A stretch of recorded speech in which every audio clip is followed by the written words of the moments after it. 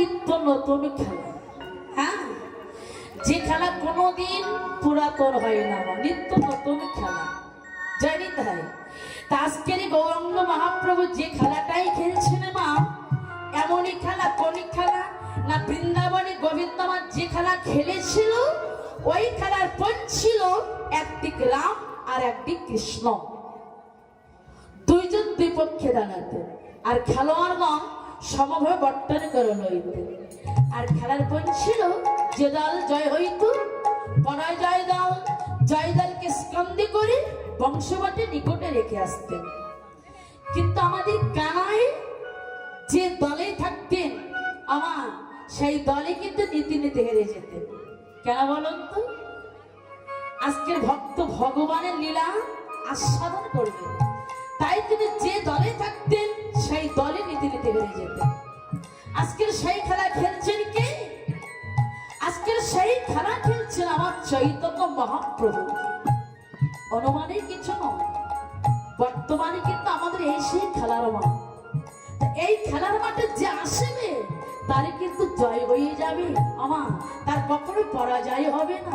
হ্যাঁ, আর এই হরি নামেরই খেলা, এই খেলা এমনই খেলা, যদি পিতা পুত্র ঘরে বসে যদি এই হরি নামেরই খেলা খেলে আমার, পিতা পুত্র যদি হরি নামেরই খেলা খেলে, আর এই খেলা খেলতে খেলতে একবার যদি তাদের আনন্দ হয় মা, তবে তাদের কি হয় জানো?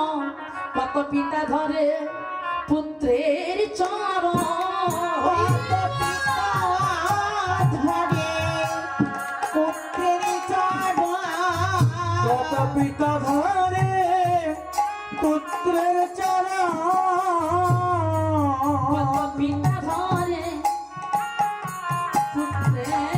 চরণ, কত পিতা ধরে পুত্রের চরণ। এই হরি নামের খেলা, এই খেলা এমনই খেলা, পিতা ধরে পুত্রের চরণ।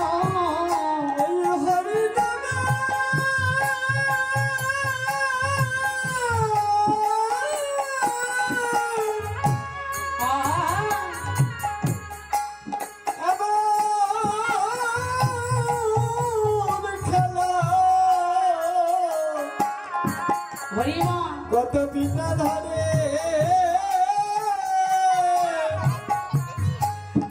পুত্রের চরণ।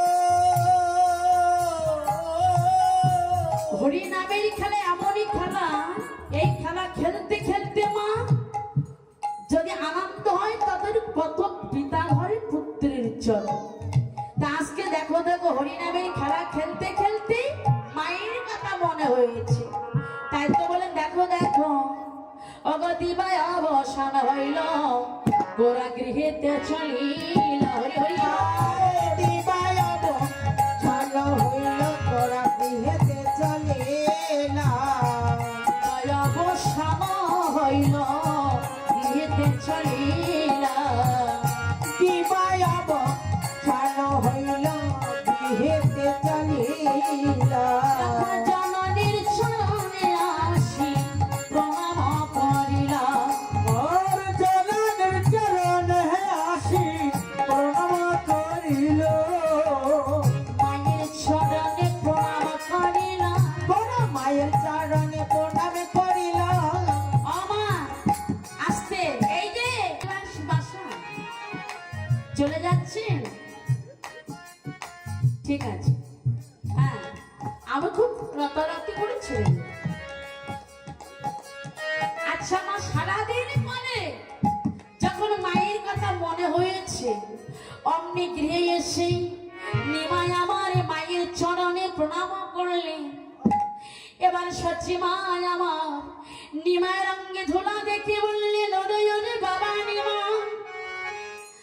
আমার নিমায়ের অঙ্গে, আমার নিমায়ের অঙ্গে কি ধুলা দিয়েছে, আর আমার নিমায়ের অঙ্গে যে ধুলা দিয়েছে তার কি কোনো মায়া দয়া নাই রে? নরহরি গৌরীদাস এসে বললেন মা গো তোমার নিমার অঙ্গে কেউ ধোলা দেয় নাই মা, তোমার নিমাই নিজে হা কৃষ্ণ গোবিন্দ বলে এই ধুলাই গড়া গড়ি দিয়ে মা গো, সে যে তোমার নিমাই, সে যে নিজে ধুলা মেকেছে মা, নিজে ধুলা মেখেছে মা, নিজে ধুলা মেখেছে মা, ধুলাই গড়া গড়ি দিয়ে নিজে ধুলা মেকেছে মা, ধুলাই গড়ি দিয়ে নিজে ধুলা মেখেছে মা। মা কৃষ্ণ গোবিন্দ বলে তোলাকে ধরিস নাই কেন? আমার নিমাই যখন ধুলা মাখছিল, আমা তোমার নিমাইকে যে ধরিতে যায় সেও তো পড়ে যায়। হ্যাঁ দেখছেন না এখানে এক ভক্ত আর এক ভক্তকে জড়িয়ে ধরছে। তো কৃষ্ণ, এই কৃষ্ণ প্রেম এমনই প্রেম মা, যে পড়ে যায়, যে ধরিতে যায় আর একজনকে জড়িয়ে ধরে। তাই বলছে মা তোমার নিমাইকে যে ধরিতে যায় সেও পড়ে যায়। হ্যাঁ যেমন মদ খেলে মাতাল হয়ে যায়, তার কোনো জ্ঞান থাকে না, তদ্রূপ আমার কৃষ্ণ ভক্তের এতটুকু সেই মদের মতো ভাবটা হয়ে যায় যখন কৃষ্ণ প্রেম সাগরে, গৌর প্রেম সাগরে যখন তারা ডুবে যায়, তাদের কোনো হেতাহিত জ্ঞান থাকে না। তাই বলছে মা গো যদি আমাদের সঙ্গে বড় দাদা নিতাই না থাকিত তাহলে তোমার নিমাইকে ঘরে নিয়ে আসা যেত না। নরহরি বল বল নিতাই বিনায় আমার আর কেবাই আছে, নিতাই আছি তাই তোমরা সবাই আছি। ধুলায় অধ সরয়ঙ্গ গদ গদ আরে ধুলায় তো চরয়ঙ্গ গদ গদ ভার, ধুলায় সরয়ঙ্গ গদ গদ হরে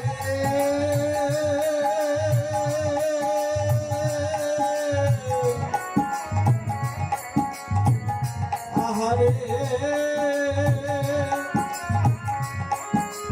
হরে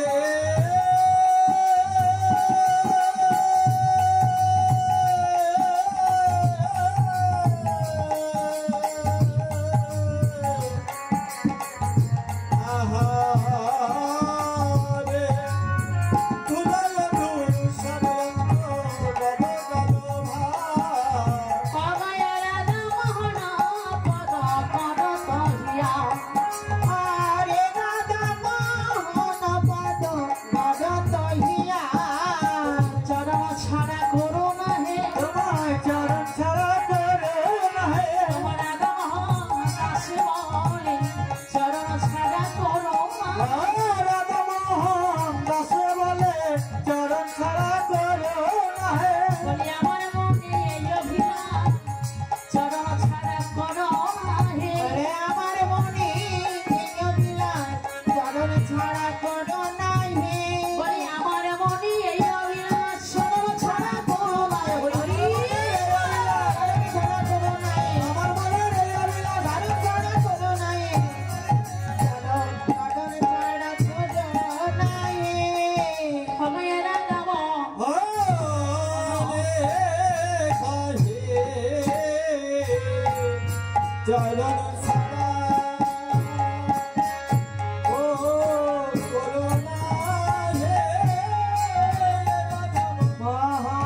মহানি কায়ে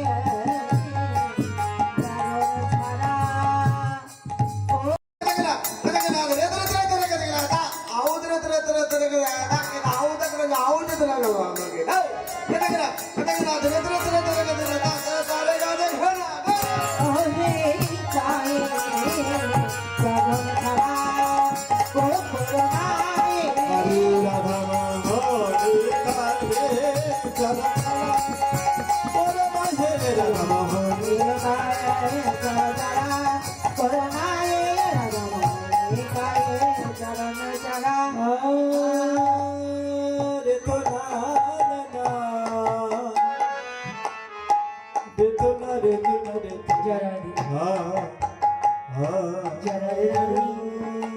এতক্ষণ আমরা গৌরীর আস্বাদ করলাম, এবারে সেটি মধুময় ছিলাম বৃন্দাবনে।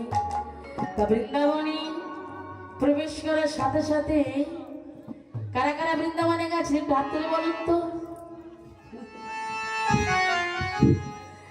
বলে আমরা বৃন্দাবনে তো বসে আছি নাকি? হ্যাঁ নারদীরা পুরাণে প্রমাণ দিচ্ছে নহং তিষ্ঠামি বৈকুণ্ঠ যোগিনাগিরিদে নচমা ভক্ত যত্র গায়ন্তি তত্র তষ্টমি হে নারদ। হে নারদ, আমি বৈকুণ্ঠ থাকি না, যোগী হৃদয়ে থাকি না, যেখানে আমার মত ভক্তগণ আমার করে কীর্তন সেইখানে হয় আমার আগমন। যেখানে হয় ভক্তের এক মন, না হয় আনমন, হয় এক মন, সেই এক মনের মধ্যেই থাকেন আমার অনাদিরাধি গোবিন্দের আগমন। আর গোবিন্দের আগমনে হয় আমার এই যে ভক্তবৃন্দের আগমনে হয় গোবিন্দের আগমন। আর গোবিন্দের আগমনে সাধুগুরু বৈষ্ণবের আগমনে আজকের এইখানে আমাদের মধুর দ্রব্যে মধুর শ্রীধাম বৃন্দাবন। মনে করবেন না যেন আজকের আমরা এখানে এই বিশ্বনাথ বাবুর বাড়িতে আমরা কীর্তন শুনছি, আজকের এখানেই কিন্তু বৃন্দাবন। হ্যাঁ, যেখানে সাধুগুরু বৈষ্ণবের আগমন হয়, কৃষ্ণ কথা হয়, সেই তো বৃন্দাবন। জানি তাই তাই তো বললেন দেখো দেখো আজকের আমরা সকলে বৃন্দাবন এসে গেছি মা। তা বৃন্দাবনে প্রবেশ করার সাথে সাথে একটু হাত তুলে করো, তালি করে রাধায়ের নামে একটু হাত তুলে হরিনামও করতে হয়, কৃষ্ণ নামও করতে হয়। কেন জানি? যদি রাধারই কৃপা না হয় কখনো গোবিন্দেরই কৃপা হয় না, হবে না। যদি রাধারানী আমার কৃপা করেন তবে আমার গোবিন্দরই কৃপা হবে। সকলে গাইবেন কিন্তু, যা রাধে রাধে। কৃষ্ণ বলে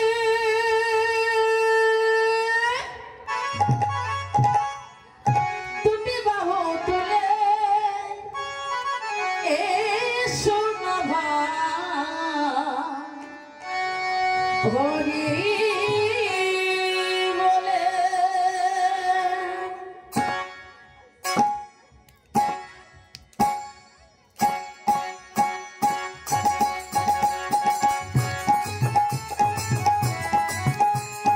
হরি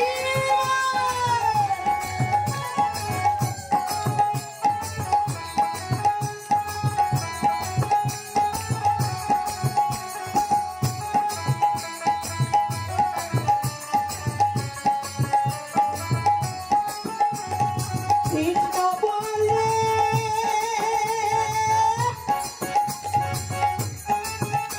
দুটি বাহু তুলে এসো না ভাই, হরি বলে। হাত নামালেন না, কারণ দেখো ওই বারান্দার উপরে চেয়ারে যারা বসে আছে, উপরে যারা বসে আছে, এরা তো চেয়ারম্যান। চেয়ারম্যান চেয়ারম্যান না, হ্যাঁ, জমিদার মাটিতে এরা তো জমিদার। হরিমান, কারণ রাধারি কৃপা পেয়ে গেছে, আর প্রয়োজন নাই, ওই জন্য হাত তুলছে না, আর হরি বলে বলছে না, হাতও তুলছে না। কারণ দেখুন আজকে সেটাই প্রমাণ করে দিয়ে গেছেন যে ভগবানের চরণে যদি আত্মসমর্পণ না করা হয় কখনো ভগবানই করুণা হবে না। কেন জানেন? এখন দেখতে মানে শীত পড়ে গেছে, গেছে না? একটু বলতে হয়, এই যে হরিনাম এমন একটি জিনিস, এই কৃষ্ণনাম করিতে করিতে হরিনাম করিতে করিতে এমন একদিন আমাদের আসবে যে আমরা হরিকে ছাড়বো, হরি আমাদের কাউকে ছাড়বে না। তার প্রমাণ দেখুন, দুই বন্ধু, একজন বাঙালি বন্ধু আর একজন হিন্দুস্তানি বন্ধু। তার দুই বন্ধু কীর্তন গান শুনতে যাচ্ছে ওই নদীর ধার দিয়ে। আপনাদের বাড়ির আশেপাশে কোনো বড় নদী আছে? এ গবাদক্ষ নদী আছে না? আগে বড় ছিল। এটা আপনাদের আমাদের, শুধু আপনাদের বললে ভুল হবে, আমাদেরও নাকি? তো দেখুন আগে খুব বড় ছিল, এখন ছোট হয়ে গেছে। যাই হোক, যখন বড় ছিল দেখবেন বড় বড় নদীতেই ওই মাঝে মাঝে ভুস করে করে কি যেন ঠেলে ওঠে। ওকে আপনারা কি বলেন? ভুস করে করে ঠেলে ওঠে বড় বড় নদীতে, দেখবেন শিশু। এই যে ঢাকা গাজীপুরের ভিতরে ওরা বলে ছৌ মাছ, আর সিলেটের ভিতরে কি জানে বলে, যে ওরা বলে শোষ। হরিবল। যাই হোক, এখন ওই দুই বন্ধু যাচ্ছি কীর্তন গান শুনে, ধরুন আমাদের এখানে কপোতাক্ষ নদী দিয়ে আমাদের এখানে আসছে। এখন নদীতে ওই হিন্দুস্তানি বন্ধু তো জানে না ওটা কি জিনিস, হ্যাঁ, তো হিন্দুস্তানি বন্ধু বলছে, বাঙালি বন্ধুকে জিজ্ঞাসা করছে, বন্ধু বন্ধু, বলছে যে নদীতে মাঝে মাঝে কালো কালি কি অবস্থা? তো লক্ষ্য করবেন আমাদের বাঙালির মাথায় সবসময় একটু বুদ্ধি বেশি থাকে, হ্যাঁ, আর এই বাঙালি কিন্তু চালাক বেশি, দেখবেন। হরিবল। এখন বলছে, বন্ধু ওর নদীতে কালো কালি কি অবস্থা? তো বাঙালি বন্ধু চালাক করে বলছে, বন্ধু ওটি কম্বল ভাসতে হয়। বলছে, বন্ধু ওটি কম্বল ভাসতে হয়। আচ্ছা মা, কম্বল কি জানেন তো? তাও জানেন না? বলছে গায়ে দিয়া মা, শীতের সময় এখন জানেন। দেখুন, মানে হিন্দুস্তানি বন্ধু মনে মনে চিন্তা করছি, এখন তো শীতের সময়, তো ওই কম্বল যদি আমি একটা এনে যদি শুকাই, তো শীতকালটাই ভালোভাবে কাটাতে পারবো। এখন ওই হিন্দুস্তানি বন্ধু বাঙালি বন্ধুকে বলছে, বন্ধু আরে বন্ধু, বলো। মুঝে রুক যাও।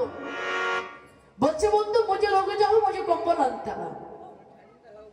এখন এই বলে হিন্দুস্তানি বন্ধু উনি নদীতে ঝাঁপ দিয়ে পড়লেন, আর নদীতে ঝাঁপ দেওয়ার সঙ্গে সঙ্গে সেই শোষকে জড়িয়ে ধরলেন, আর শোষও সেই বন্ধুকে জড়িয়ে ধরলেন।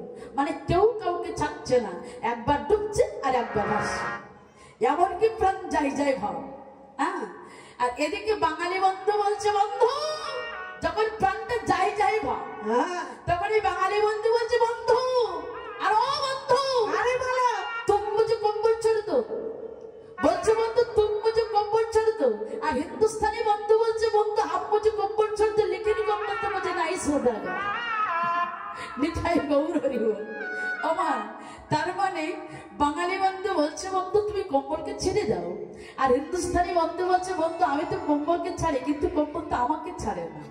নিতাই গৌর হরি বল।